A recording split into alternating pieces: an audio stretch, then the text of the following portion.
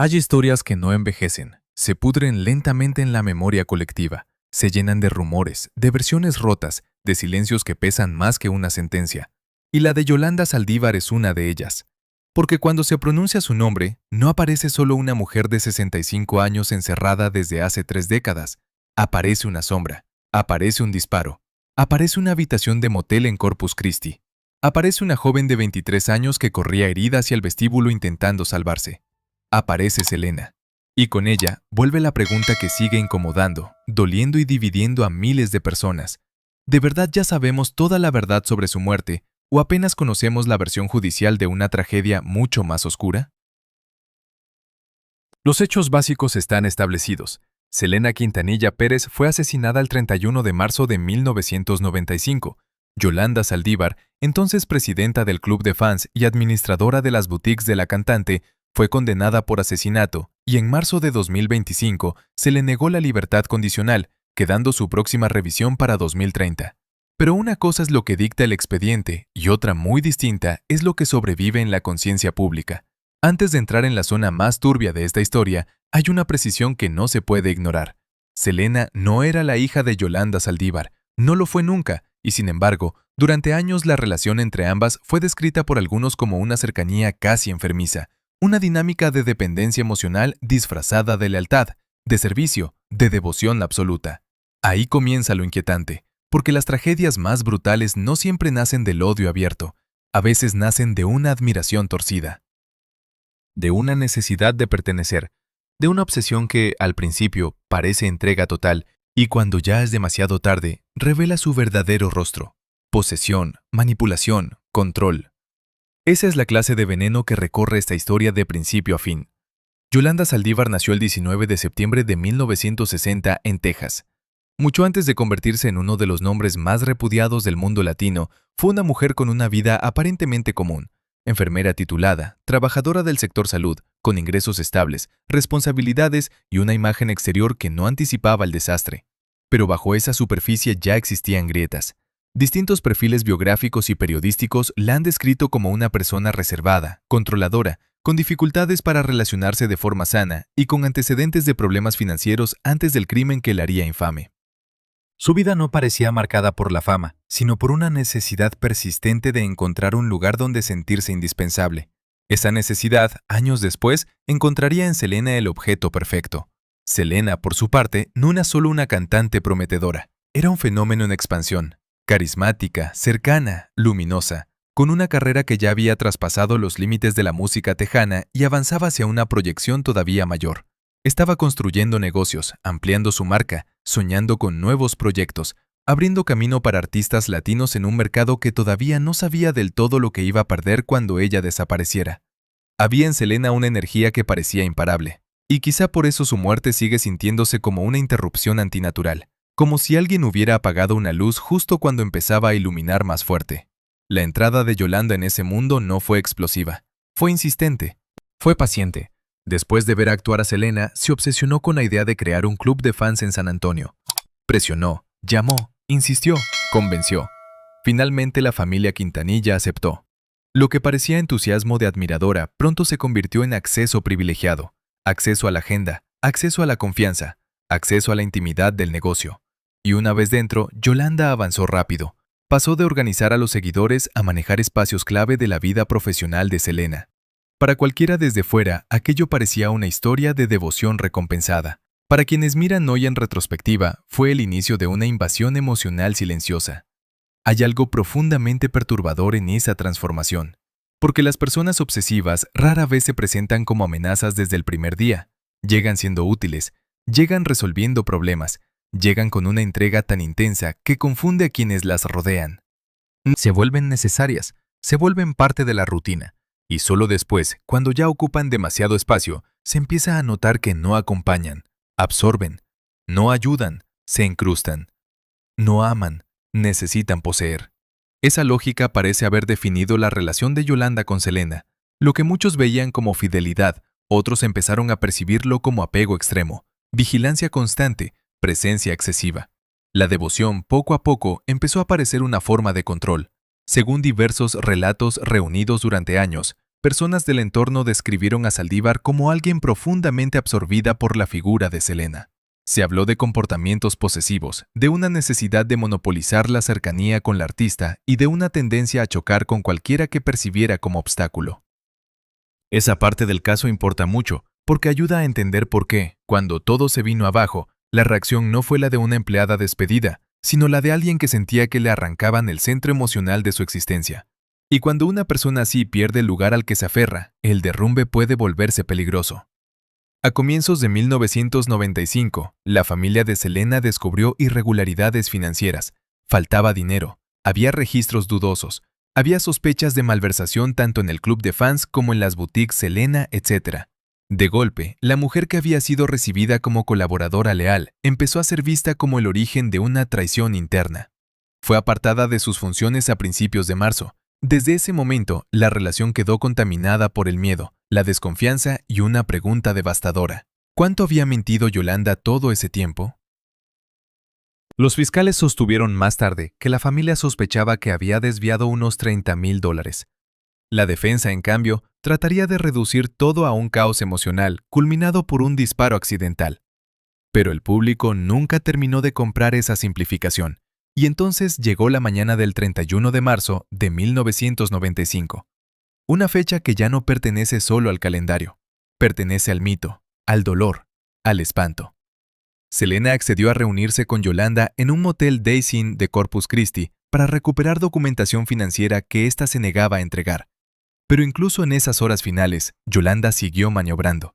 Alegó que había sido agredida sexualmente en México. Selena, lejos de reaccionar con crueldad, la llevó a un hospital local. Allí se les informó que ese supuesto caso no podía gestionarse de la manera que Yolanda pretendía. Después regresaron al motel. Es en ese regreso, en ese trayecto aparentemente absurdo y desgastante, donde muchos creen que la historia cruza definitivamente la frontera entre el engaño y la tragedia. Porque ya no se trataba solo de dinero, se trataba de una mujer acorralada por sus propias mentiras. Lo que sucedió después quedó grabado con una fuerza insoportable en la memoria pública. Cuando Selena volvió a exigir los documentos, Yolanda sacó un revólver Taurus Model 85 calibre 38 de su bolso y disparó. La bala impactó a Selena por la espalda.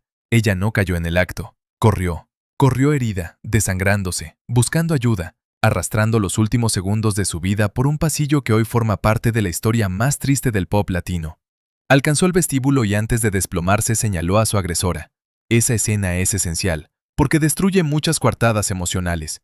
No fue una abstracción, no fue un accidente sin rostro, fue una víctima huyendo. Fue una joven moribunda nombrando a quien la había atacado. Fue una verdad pronunciada entre sangre, miedo y urgencia. Selena fue declarada muerta ese mismo día, a la 1:05 de la tarde. Tenía 23 años. Y aquí entra la parte que sigue provocando escalofríos. Mientras Selena luchaba por vivir y el país empezaba a hundirse en la conmoción, Yolanda no se entregó de inmediato. Se atrincheró en una camioneta y sostuvo un enfrentamiento con la policía durante unas 9 horas y media antes de ser arrestada. Ese detalle, más que un simple dato policial, marcó para muchos la impresión definitiva sobre su estado mental y su conducta. No parecía una mujer quebrada por un accidente instantáneo. Parecía alguien atrapada dentro de una espiral que ella misma había creado y que ya no sabía cómo detener. Meses después, en octubre de 1995, un jurado la declaró culpable de asesinato. Fue condenada a cadena perpetua con posibilidad de libertad condicional después de 30 años. Durante el juicio, la fiscalía sostuvo que el móvil estaba ligado a la presión por el dinero desaparecido y a la exigencia de entregar los documentos faltantes. La defensa insistió en que el arma se disparó accidentalmente. Esa idea, repetida durante décadas, es el núcleo del relato con el que Yolanda ha intentado sostenerse públicamente. Pero es precisamente ahí donde nace el abismo entre la versión legalmente derrotada y la narrativa que algunos todavía intentan vender como una verdad compleja. Porque el disparo pudo ser descrito por ella como accidental, lo que resulta mucho más difícil explicar es todo lo anterior: el arma, las mentiras, la manipulación, la resistencia a devolver los papeles, la tensión creciente, la huida de la víctima, la identificación final. Todo eso no fue un accidente, todo eso fue una cadena. Con el paso de los años, Yolanda Saldívar quedó convertida en una figura casi fantasmal, encerrada pero nunca olvidada. El tiempo, que en otros casos diluye la indignación, aquí no borró nada, más bien endureció la herida. Su nombre siguió asociado a uno de los asesinatos más traumáticos en la historia de la música latina. Según reportes recientes, continúa encarcelada en Texas y en marzo de 2025, cuando por primera vez fue elegible para libertad condicional, la junta correspondiente la rechazó y fijó una nueva revisión para marzo de 2030. La justificación pública apuntó a la naturaleza violenta del delito y a la amenaza continua para la seguridad pública. 30 años después, el sistema no vio motivos para soltarla. Eso dice mucho. Pero la pregunta que de verdad alimenta documentales, videos, debates y comentarios no es solo jurídica, es humana. ¿Se arrepiente realmente? ¿O simplemente lamenta haber destruido su propia vida al destruir la de Selena? Hay una diferencia inmensa entre esas dos cosas. Durante años, Yolanda ha tratado de presentarse como alguien incomprendida, como una mujer quebrada por las circunstancias, como una persona cuya versión nunca fue aceptada por la pasión mediática que rodeó el caso. Y sin embargo, cuanto más insiste en ese marco, más desconfianza genera en quienes siguen el caso de cerca. Porque el arrepentimiento auténtico no suele empezar justificándose, empieza asumiendo, empieza nombrando el horror sin suavizarlo, empieza aceptando que no fue el destino, ni la mala suerte, ni un mal segundo. Fue una decisión en el contexto de una relación ya envenenada por la mentira y la obsesión. Algunos han intentado preguntarse si Yolanda fue también una víctima de su propia fragilidad mental, de su aislamiento, de su personalidad obsesiva, de una vida construida alrededor de una idolatría malsana. Es una pregunta incómoda, y merece una respuesta fría. Puede haber sido una persona emocionalmente dañada, puede haber estado psicológicamente desbordada, puede haber vivido una forma de dependencia torcida que la consumió, pero nada de eso la convierte en víctima del crimen. La víctima fue Selena, la joven desarmada que acudió a una cita para recuperar documentos y terminó corriendo herida de muerte. Confundir complejidad psicológica con victimización moral sería una forma de traicionar nuevamente la verdad central del caso. Entonces, ¿por qué tantos fans siguen diciendo que la muerte de Selena no fue tan simple como nos contaron? No siempre lo dicen porque crean en una conspiración. Muchas veces lo dicen porque el caso contiene una densidad emocional que no cabe en una sola frase judicial. La mató por dinero, suena insuficiente. Fue accidental, suena insultante. Era una fan obsesionada, tampoco alcanza. La verdad que perciben los seguidores de Selena es más profunda. Una mezcla de traición íntima, apropiación emocional, dependencia enfermiza, manipulación financiera y resentimiento creciente. No hace falta inventar una gran conspiración para sentir que aquí hubo algo más oscuro que una simple discusión. Lo oscuro ya estaba ahí, incubándose durante meses, quizás durante años. Y es precisamente eso lo que mantiene viva esta historia en plataformas, canales y documentales. No es solo el crimen, es la sensación de infiltración, la idea de que el peligro no vino de un enemigo visible, sino de alguien que se ganó la puerta de entrada a base de insistencia, aparente lealtad y cercanía total. Hay crímenes que asustan por su violencia. Este asusta por su proximidad, porque obliga a preguntarse cuántas veces una admiración exagerada es celebrada cuando en realidad ya es una señal de alarma. Cuántas veces alguien muy servicial, muy presente, muy indispensable, en realidad está construyendo una forma de dominio emocional. Cuántas veces el afecto se transforma en propiedad sin que nadie lo note a tiempo.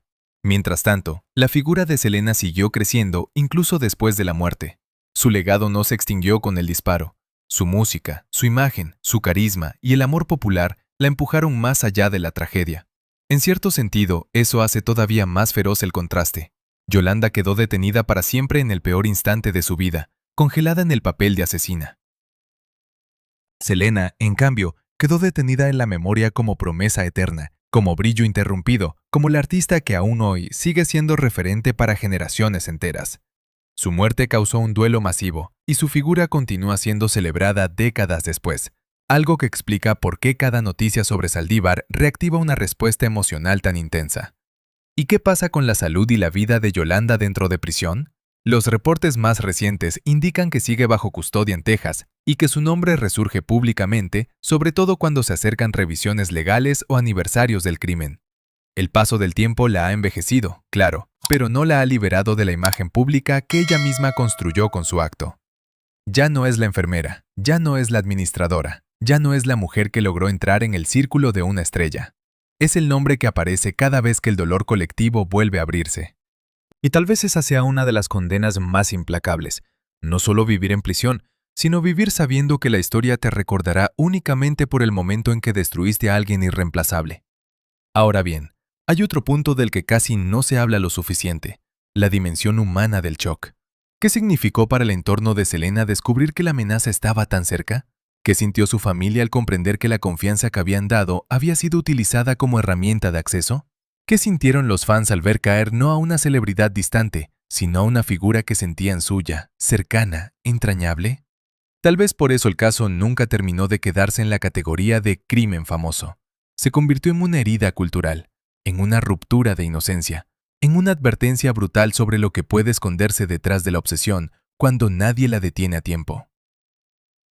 Y ahí es donde aparece la gran pregunta moral que sobrevuela todo este caso. ¿Hay en Yolanda Saldívar un resto verdadero de conciencia, de vergüenza, de arrepentimiento profundo? ¿O todo lo que vemos es una última estrategia para reescribir su lugar en la historia? Porque una confesión tardía, un gesto de dolor, una frase ambigua, una entrevista calculada, no bastan para cambiar la naturaleza de lo ocurrido.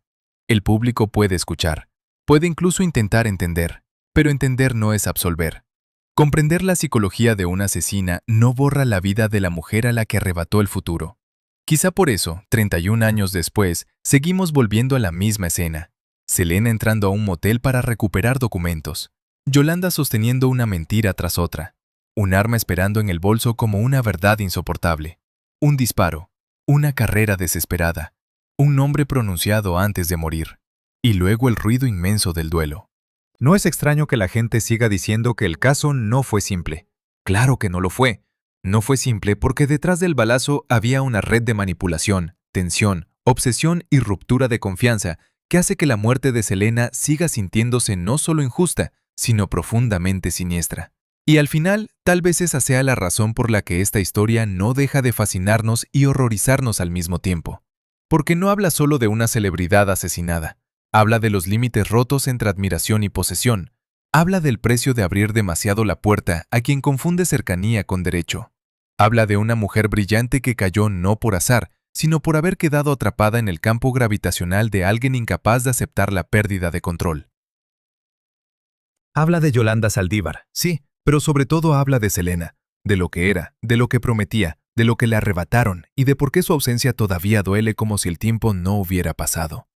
Y ahora te dejo las preguntas abiertas, porque hay historias que no se cierran con una sentencia ni con 30 años de cárcel. ¿Tú crees que Yolanda Saldívar siente un arrepentimiento auténtico o solo repite una versión diseñada para sobrevivir al juicio de la historia? ¿Piensas que todo se redujo a una discusión descontrolada o que el asesinato fue la culminación inevitable de una obsesión incubada durante demasiado tiempo?